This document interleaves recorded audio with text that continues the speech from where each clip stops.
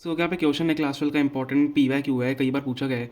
Why does the rate of reaction increases with increase in temperature. देखो ये question में दिया हुआ है, क्या हम इसमें क्या कैसे लिखेंगे, ध्यान से देखना। देखो हमें क्या पूछा है, why does the rate of reaction, जो रेट ऑफ रिएक्शन है वो क्यों इंक्रीज होती है जब हम टेम्परेचर इंक्रीज कर देते हैं।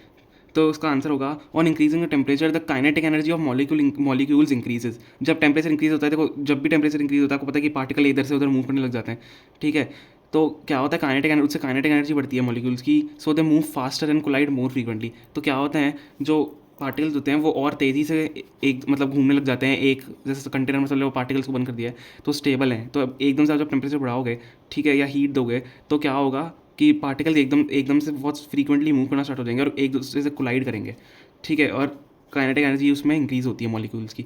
तो क्या होगा, also a large number of molecules attain energy greater than activation energy. मतलब एक्टिवेशन एनर्जी क्या होती है, जो एनर्जी, जो जैसे हीट हमने किया स्टार्ट तो उससे मॉलिक्यूल हिलना स्टार्ट हुए, तो वो एक एक्टिवेशन एनर्जी होती है कि हमने जो रिएक्शन है उसको एक्टिव किया है। तो उससे क्या होता है, कुछ मॉलिक्यूल ऐसे भी होते हैं जो एनर्जी एक्टिवेशन एनर्जी से ज़्यादा ही गेन कर लेते हैं, समझ रहे हो। तो number of molecule attains energy greater than activation energy, समझ लो, ठीक है, लीडिंग मोर इफेक्टिव कोलिजन, मतलब और ज़्यादा कोलिजन फिर स्टार्ट हो जाते हैं क्योंकि एक्टिवेशन एनर्जी से ज़्यादा ही हमने एनर्जी गेन कर ली अगर, तो जो हमारे इफेक्टिव कोलिजन है ऑब्वियसली बढ़ जाएंगे।